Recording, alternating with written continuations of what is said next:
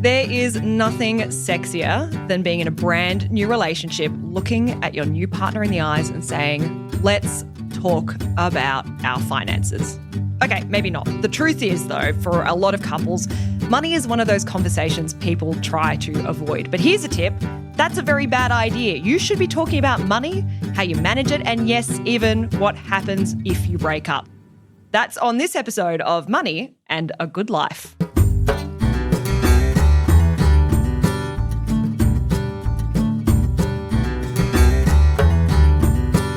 So what's love got to do with money? Well, a fair bit if you want a harmonious relationship with your partner, and that is what we're talking about today. I'm here with my co-host, Ryan Watson. Hello. Hi, Steph. How are you? I'm not bad, and I'm also here with Tribeca's Rob Devlin. Hey, Rob. Hey, Steph. One of the many knowledgeable advisors, that's what you are at Tribeca, Rob? Some days, yes. Also a head of advice. Head of advice. Oh, God, got the big wigs. All right. Well, my name is, of course, Stephanie Coombs, and today we are talking about relationships and money. And this is a question without notice. How often do you two talk to your partners about your finances? Yeah, it's a good question. I would think every 2 to 3 weeks is when myself and Lise sit down and have formal or an informal conversation about money. We've also chosen the path to have our own advisor, just someone who can navigate the financial landscape, facilitate what sometimes can be some challenging conversations. What about you?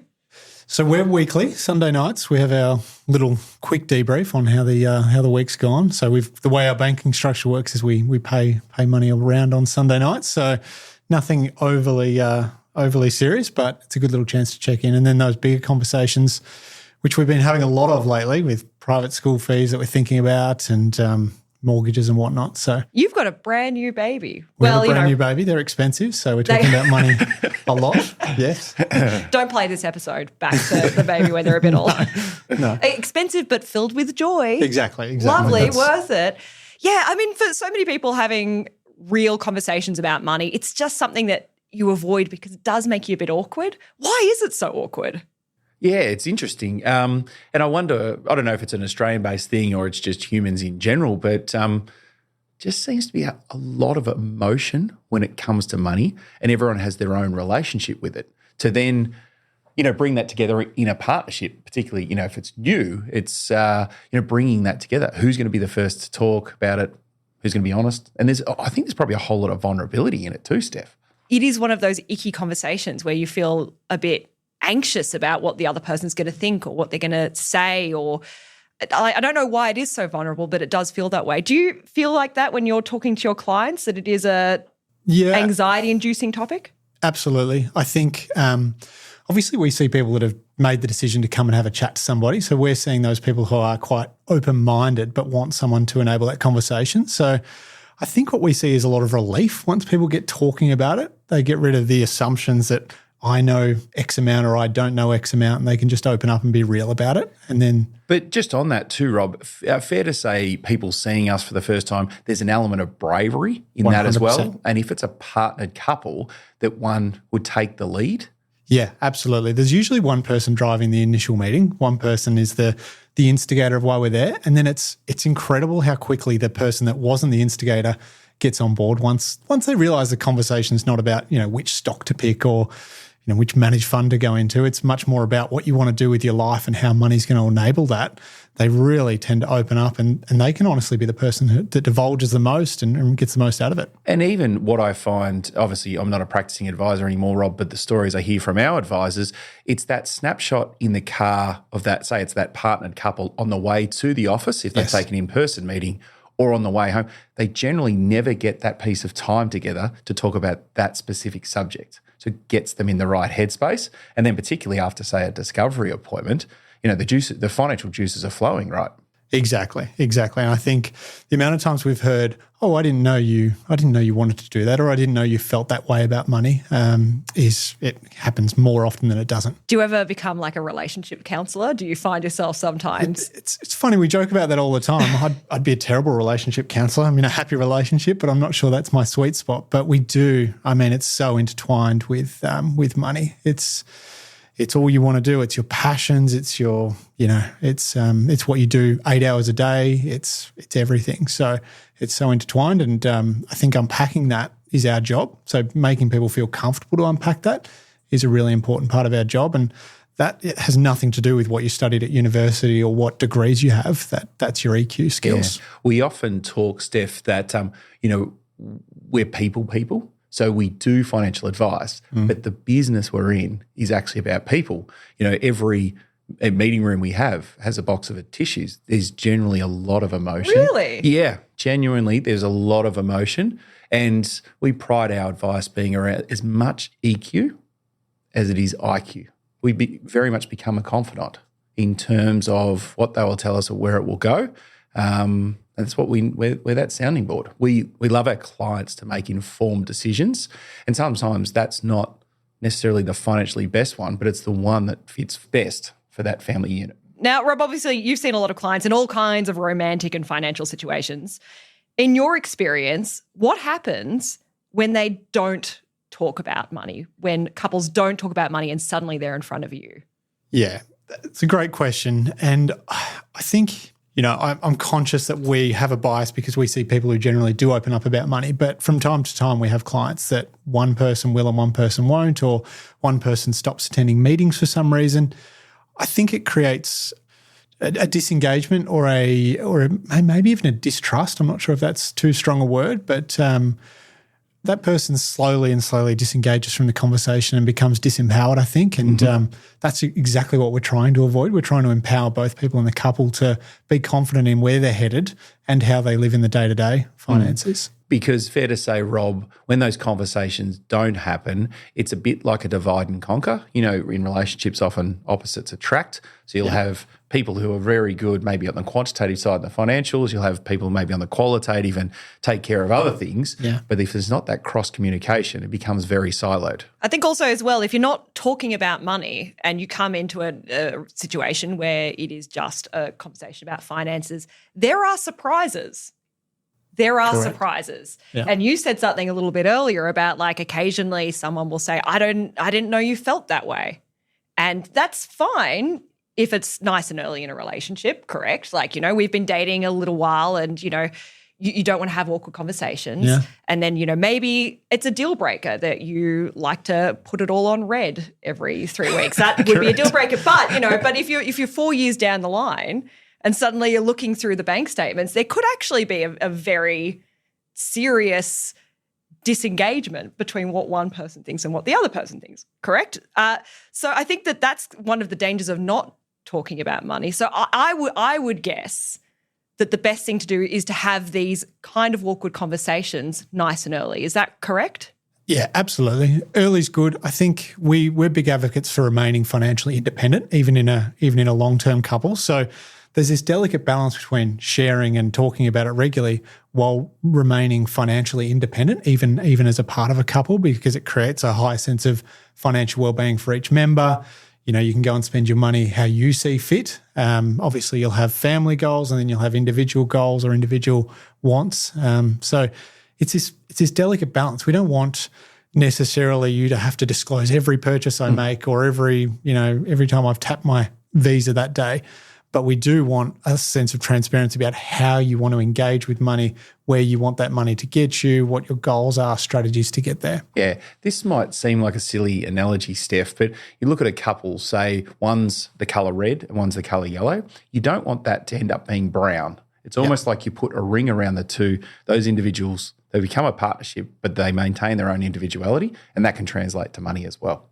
Correct. I think that's a nice way of looking at it. I think as well, choosing the right time to have these conversations. So you don't, it's not date number 2, let's talk about cash flow.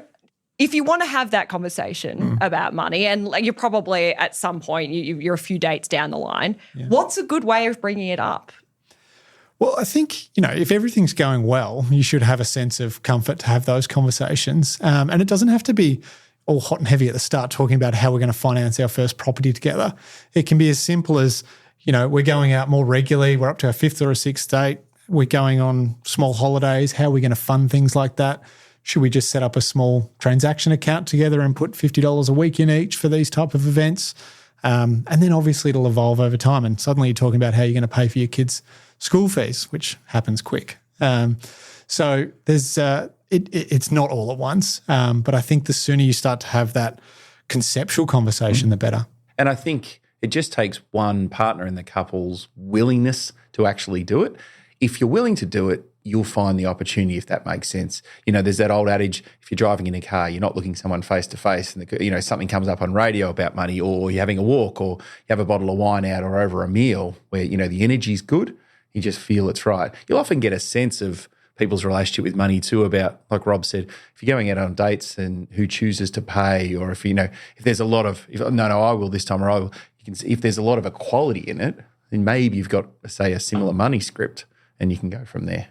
I think as well, when we think about relationships and conversations about money, it isn't just cash flow. It's also a slightly more sort of abstract concept about where you want to go in life. Because for some people, their goal might be that they have a huge car and they live in the nicest suburb in a fully renovated house, and that might be their goal. Other people might just be working so they can stop working as soon as possible. And I think that that's also an important thing. What sort of lifestyle do you really want? And I think that that's where there can actually be a real clash that might not be apparent for quite some years. What are we all working towards?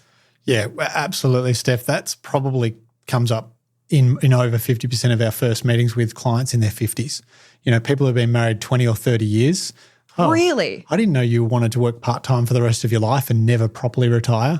I didn't know you wanted to travel every year for 3 months of the year.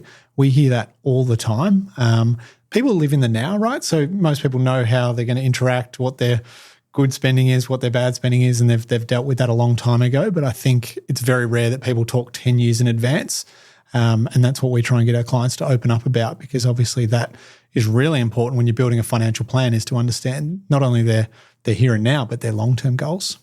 That must be a wild thing to hear when you're talking to someone and there's a couple who have been together for that long and they have a fundamental difference in how they think their life is going to go. Yeah, it is. It's really rewarding because, it's going to come up at some point, right? And if you're having that conversation 10 years in advance, there's plenty of time to do something about it. I think I've got some great clients who are retired and live very differently. So one of them continues to work and one of them plays golf 3 times a week and really loves that, goes and has lunch with their friends twice a week, and the other person just really gets a lot out of their work, so wanted to continue doing that. And they've come to a point in their life where that really works for them. They don't have to do it together, but it's because they've actively made that decision rather than kind of fell into it. I think the sense we also get, Rob and Steph, is that when a client will look at another and say, I've never heard you say that, or I didn't understand that was important, you feel a sense of peace in the room. Yeah. It's almost like, okay, that's a breakthrough. Now they're somewhat on the same page and we can move forward from that point. But it's not shocking or it's not highly emotive. It's more, I understand. And then sometimes you have to know as a good advisor when it's the right time to push that conversation forward a little bit more and really open it up and get to the crux of what we're talking about. And a lot of that's based on the level of trust in the room, Correct. Isn't it, Rob? Yeah. With trust, you can raise the tension. Yeah, you're not doing that in a first meeting, but, I've worked with some of my clients for 10 years now and we can basically have any conversation that we need to have. That's crazy because it's not something they would teach you at university, is when to lean on the structural integrity of someone's relationship. Exactly right. And that's that, we discussed it earlier, that's that EQ element. Yeah. And you've generally got, so obviously we work with people who are single but also partnered. If you're looking at the partnered couple, an advisor really has to be on the EQ game because, again, that opposites attract. So they've got different needs. Someone might be high detail. Someone might be more extrovert. I don't want to call it a balancing act, but that takes a management, but more leadership. Now, no one wants to talk about what happens when a relationship comes to an end, but that is actually something that people should be discussing before things get wobbly. Because if there is a relationship breakup, that's when things get angry and emotional and heated. So even though it's probably the least sexy conversation to have, what happens when we break up, and you're saying it when everything's flowers and beautiful and you can't ever imagine it coming to an end. It's all win-win then, as opposed to win-lose. And so it feels inconceivable that you'd even discuss it like you're trying to jinx things, but it isn't jinxing things. It's actually it's something a relationship should be discussing. Yeah, absolutely. I mean, I have life insurance. I hope I never have to use it, but I've got it because I know it's a good thing to do. We work really closely with estate planning lawyers and family lawyers, and we learn a lot from them as well. And I think we see, because it's not like our clients, we're having dozens of clients get divorced every year. So we don't see it every day of our working life, but they do. And we hear the good, the bad, the ugly about how those can be worked through. And so we're trying to set our clients up so that they're proactively making decisions that, if something like that did happen, they know where they stand. And I think that's really important, is to put both people in that couple, if it is a couple, on even ground, so that they're not going into it with a disproportionate kind of balance in the power dynamic. Which it's probably, a good opportunity as well, Rob, for us to talk about, the work we do in the divorce space. Say we receive a referral, Steph, from a family lawyer, and we generally advocate for the partner in the relationship that hasn't been so financially literate, doesn't understand, and so we help take them on a journey as well. That's some really rewarding work. And when you're having these conversations about what happens when we break up, what are the things that you should be considering in that conversation? Yeah, I mean, you can start with things like assets, if there are kids involved, where would we live? Would I move back to where my parents are in a different city? All of those conversations. Superannuation, obviously there's a really disproportionate issue with superannuation for men and for women, and obviously superannuation is a really valuable asset. So we need to talk through those things. There's strategies you can implement well before anything goes wrong, and frankly, they're really good even if nothing goes wrong, like spouse contributions or spouse splitting. So these are the types of conversations we want to have with our clients to empower them. Obviously hoping nothing goes wrong, but having a backup plan if it does. Probably isn't a bad thing as well to have that conversation in a setting with someone like a financial advisor, so it doesn't feel like it's just another bit of paperwork to do, rather than this is a loaded conversation because I don't fully trust that this is going to last. It's actually better to do it in a guided, structured environment. And that's where a good advisor can ask the questions that maybe one of the partnered couple is not willing to ask or doesn't feel comfortable. We can go there. Yeah, beautiful. One of the many joys of being in a relationship is that you're rent halves, I think. But also two people contributing to a shared financial goal can get to those targets much faster. I know that we've mentioned that you think that people should stay financially independent of each other. I think that that's a really good and interesting point. But is there something to be said about pooling your resources nice and early so you can work towards a bigger goal? Yes, yeah. So pulling your resources for shared goals is obviously accelerates things. It can get you both on the same page. I think that starts early in having those conversations and being open and frank about money, because the worst thing you want to do is get down the track 2 or 3 years and find out one person had a whole bunch of debt that you didn't know about, or they had credit cards that they were spending on that weren't immediately obvious. So I think the sooner you break down the stigma involved in talking about money, the sooner you can start doing things like that, because once you start pooling money together, it's a big commitment, right? If there's a disproportionate income, if there's disproportionate spending, you're making kind of a leap of faith when you do things like that. So you need to be confident in who you're doing that with, and I think that starts with breaking down the barriers of having the conversations. And fair to say, Rob, it's an and. So it's independence on the financial aspect of what you want to spend week to week or maybe month to month, but medium to long term or the shared bigger goals, you're very much on the same page there. So the and be, you can have both, Steph. And just generally, what kind of cash flow setups have you seen with people who are in committed relationships that work? Yeah, well, I'm in a committed relationship that I think is working. And basically what we're doing is we have our money pulled into a central location, bills come out of there, family expenses come out of there, but then our own accounts that have an amount going there every week that we can spend on whatever we choose. We can save it, we can spend it. We're not asking each other how we spent that money that week. It could be clothes, it could be drinking, it could be whatever we like, basically. So it takes away the guilt and the shame, and you're not dipping into the family savings. You've got your own pool of money, and I think that really works. It takes away any kind of power dynamic where one person, for example, might be on unpaid parental leave or something at the time, and so they feel guilty about using money that's coming into the family. Whereas if you've got structures in advance of that, you can work through that without any guilt and shame. We're very much the same. We practice what we preach at Tribeca. So shared offset account to what we call independent accounts, or our own transaction accounts. Money gets distributed to those on a Thursday, and all household bills are paid from that joint account. So the right element from my point of view in terms of transparency, and also the right element of financial independence. And what doesn't work? What have you seen that causes tension? I think when one person controls the money is usually the catalyst for all sorts of issues. So we get a new client come in, one person knows everything about their family structures, their spending, where their money is, where the superannuation is, and one person has no idea. And there's a lot of distrust, there can be a lot of uncertainty, and there's certainly no empowerment for that person. So I think both people need to be involved. Now, money and finances is not everyone's cup of tea, so you don't necessarily both need to be involved to the same degree, but both people need to be aware of what's going on at a certain level, and both people need to be aware of where it's headed. Because just something, I want to pick up on something you touched on there, Rob, the power dynamic around money. So when both are on the same page and both are in form, there is a more even power dynamic as opposed to it being largely dispersed. Exactly. And, it sometimes comes from a sense of expectation. I've got clients who are accountants, who are lawyers, and I think they sometimes feel that they should know money and finances and they should therefore be the ones that manage it. And I think when we get to the bottom of it, they don't always know how superannuation or investments or those types of areas work. They've got a specialty. Even for myself, we bought a house a couple of years ago. I'd never been through that process myself. I'm a financial advisor. And in some ways, I thought there's an expectation that I should know how that works, but I'd never done it. So why would I?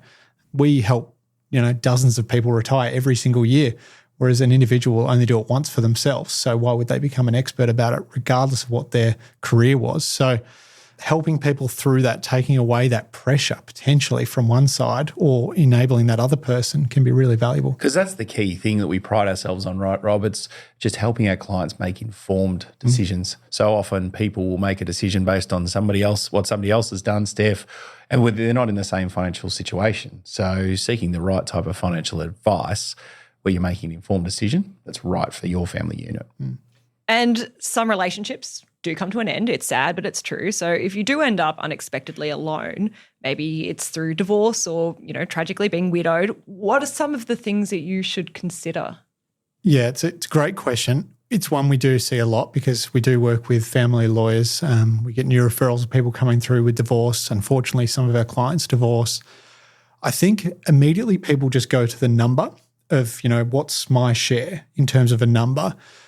What we try and do is work through with them. What are the assets? What are the structures that are going to enable you to achieve your goals? So, for example, there might be a very liquid property in there, or there might be a very tax-effective super fund in there, and they'll both serve different purposes, even if they're worth the same amount of money on paper. So our job is to help them work through what are their ambitions and goals now, obviously moving into a different phase of their life, and therefore what assets or structures will enable them to do that the best it can. So even if it's the same number, one asset can work much harder for someone than another.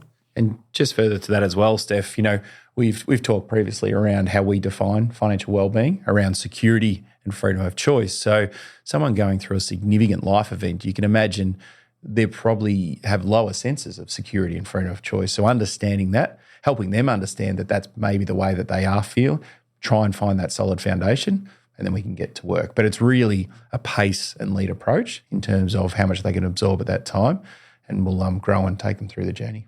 And ideally, again, you've had this conversation a little bit earlier, because I think that it's terrible if the first time you're thinking about what your financial future is going to be looking at is when you're already in the turmoil of a big life event like that, where emotions are already, you're not thinking straight in those situations. So it's probably best if you do find yourself blindsided by something like this, that you have another person in the room to make sure that the box is being ticked and you're not going to be surprised, or I should have asked that question. Yeah, exactly. It's just good to have a mediator in there. It might be us. We might refer out to a family lawyer. We do that pretty regularly when there's a different expert that's needed, but having that person that's been through it before that can guide you, non-judgmental and friendly way, but get to the really important parts is important. Dare we say it, in a people way. Yeah. Take the mask of being the financial advisor, just be a human, have a conversation, listen and help where we can.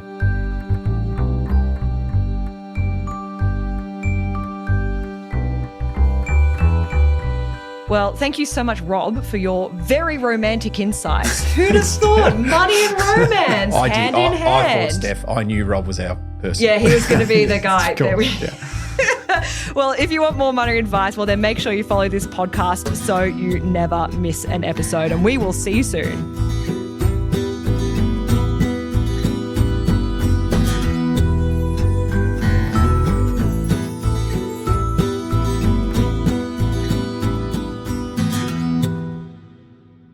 Advice given in this podcast is general in nature and is not intended to influence decisions about investing or financial products. Our listeners should always seek their own professional advice that considers their own personal circumstances before making any financial decisions.